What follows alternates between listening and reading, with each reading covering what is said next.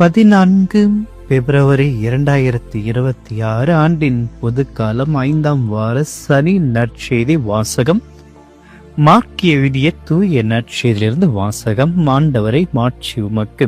அதிகாரம் 8, இறை வசனங்கள் 1-10 முடிய. அக்காலத்தில் மீண்டும் பெருந்திரளான மக்கள் கூடியிருந்தார்கள். உண்பதற்கு அவர்களிடம் ஒன்றும் இல்லை.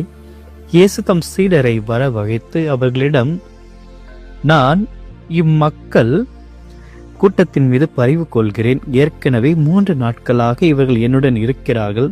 உண்பதற்கும் இவர்களிடம் எதுவும் இல்லை. நான் இவர்களை பட்டினியாக வீட்டுக்கு அனுப்பிவிட்டால் வழியில் தளர்ச்சி அடைவார்கள். இவர்களுள் சிலர் நெடு தொலைவிலிருந்து வந்துள்ளனர் என்று கூறினார்.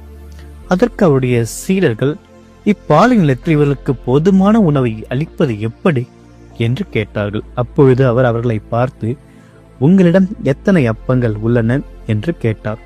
அவர்கள் 7 என்றார்கள். தரையில் அமர மக்களுக்கு அவர் கட்டளையிட்டார்.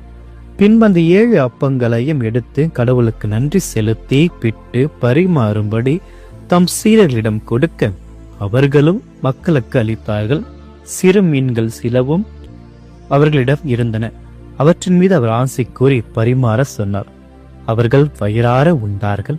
மீதியாக இருந்த துண்டுகளை 7 கூடைகளில் நிறைய எடுத்தார்கள். அங்கு இருந்தவர்கள் ஏறக்குறைய 4000 பேர்.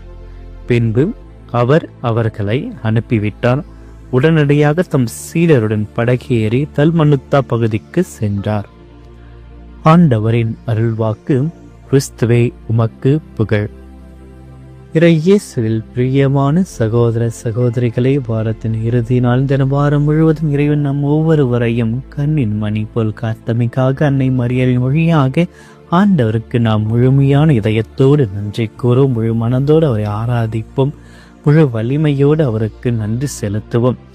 இன்றைய நாளில் உலகமெங்கும் வேலண்டைன்ஸ் டே, காதலரின் விழாவை கொண்டாடுகிறார்கள். ஆனால் அது வெறும் காதலருக்கு மட்டுமல்லாமல் இது அன்பானவர்களுக்கான விழா.